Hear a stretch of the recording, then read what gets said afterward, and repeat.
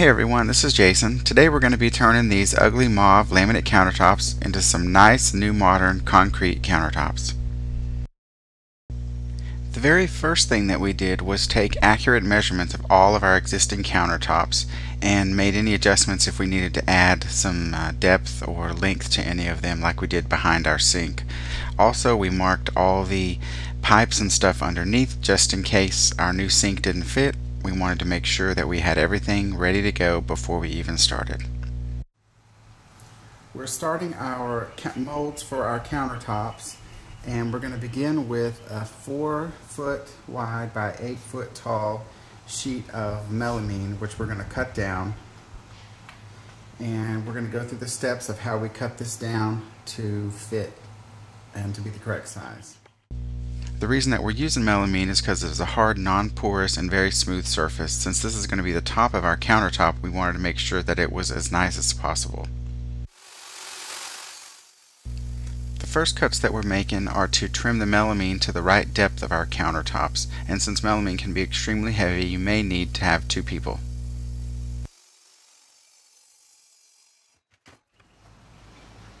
These are 8-foot strips of melamine that we cut out, and we used the excess that we had after we cut out our main countertop width. Then we had these left over, so we cut these into strips to use for the sides of the molds. Alright, so now this is one of the bottom of one of the molds, and we've cut it out on the table saw and made sure that it's the right length. And this is the sides from the strips that we cut out that I showed you earlier. And when we cut we cut these into the right sizes, and then we're going to attach them, and then we're going to show you how we did that. The 2 side pieces we already have done because they were all the same depth, and this is the front and that is the back. I need to cut the front piece and the back piece, so I'm just going to measure these, and they are 29 1/4, so I'm going to cut 2 pieces that are each 29 1/4 inches. And then I'm going to attach them to the front. Over here.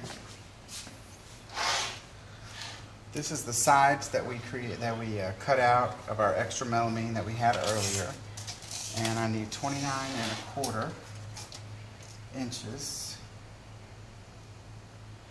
So I'm going to mark the first piece, and I'm going to line up my saw.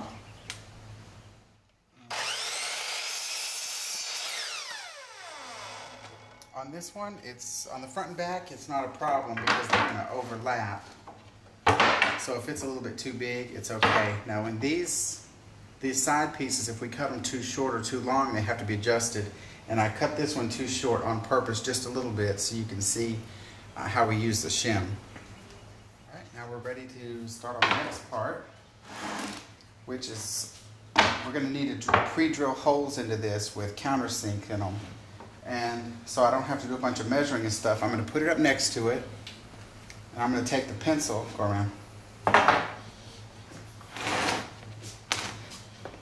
I'm just going to hold it up to it, and I'm going to take this pencil and just mark on it where the edges are. That way I can make sure that I stay inside the holes when I pre-drill the holes in it. I'm going to mark where my holes are going to be. These are kind of long pieces, so I'm going to do five holes, and one on the side to connect it in to this right here. So this is going to go into here. I'm just going to pre-mark these, and the reason we have so many is we don't want this to bow out or anything as we're going along. And you could just kind of eyeball it. It doesn't have to be perfect. Just kind of space them out though. And as you can see on these that I already did, I just have 4 along here. Alright, and now I've got my countersink bit on my drill. And what it'll do is it'll drill a hole and then drill a little bit extra for the head of the screw to go into, because we're going to put a piece of tape over it to keep cement from getting in there.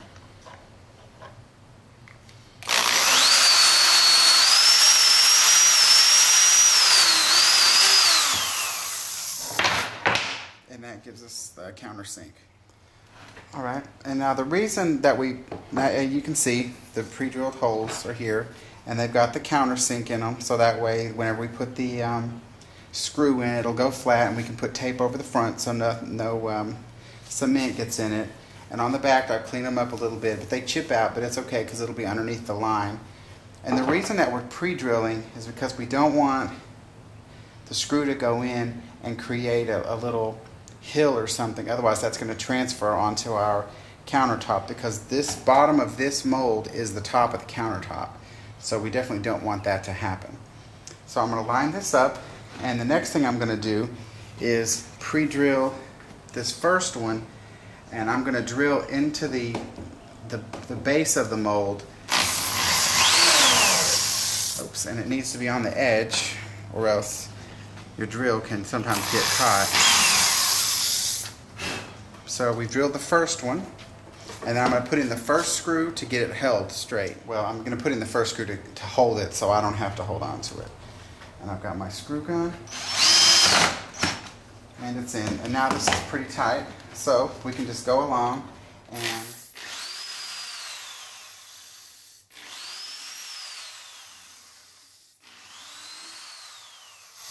pre-drill all these little holes.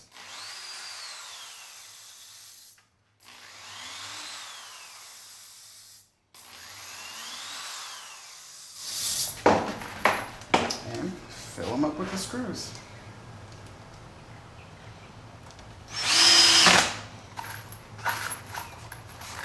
And if one of these happens to get stripped out, just move over a little bit and do another one. You'll be fine. And now this could happen if you're not perfectly perfect with cutting all your pieces, which if you're an amateur, which I am, you'll get a gap. If you just connected these two together, you would have a weird looking countertop. So you might have some pieces left over like this from when we cut our melamine. If not, you can get some shims. This is a piece of a shim that I used for something else. And the way a shim works is you stick it in to the depth you need, then you drill the hole through and it compresses tight against it. I don't need this because I happen to have this piece, which is miraculously the exact same size as our little gap here. So I'm going to go ahead and put this in, and then I'm going to pre-drill the little second part of the hole.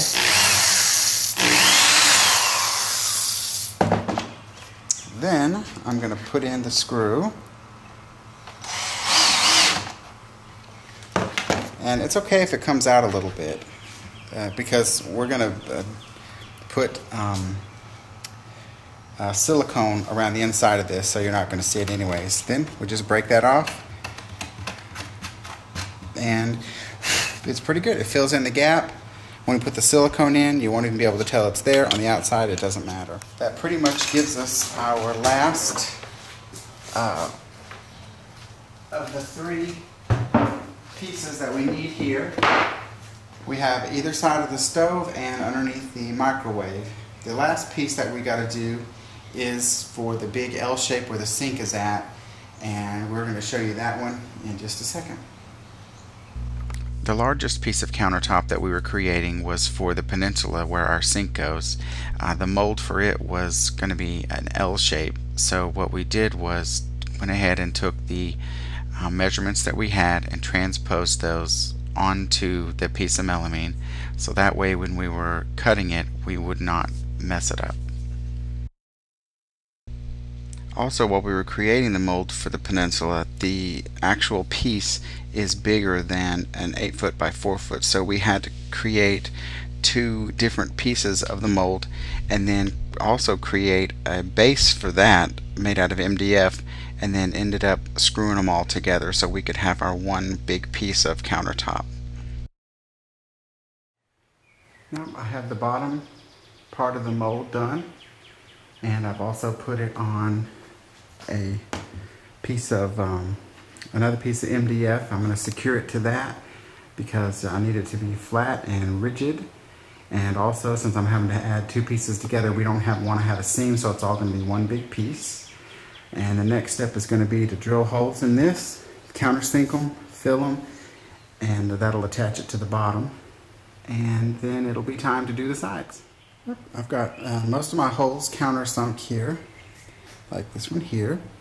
I want it to be enough to get the screw head to go down, but not so much, not so much that it goes all the way through. And this is connecting this to this, so that way it won't move. And that's about the depth that you want it. And then I've also gone through and sanded it, because any humps here are going to be indentions in the countertop surface, because this is the top of the countertop. And then I'm going to fill it with silicone. And here we have our completed countertop mold for the top with all the sides on it. And all I got to do is fill in all the holes, and also the side, the crack here with black silicone, and also do the silicone around the edges where they meet together.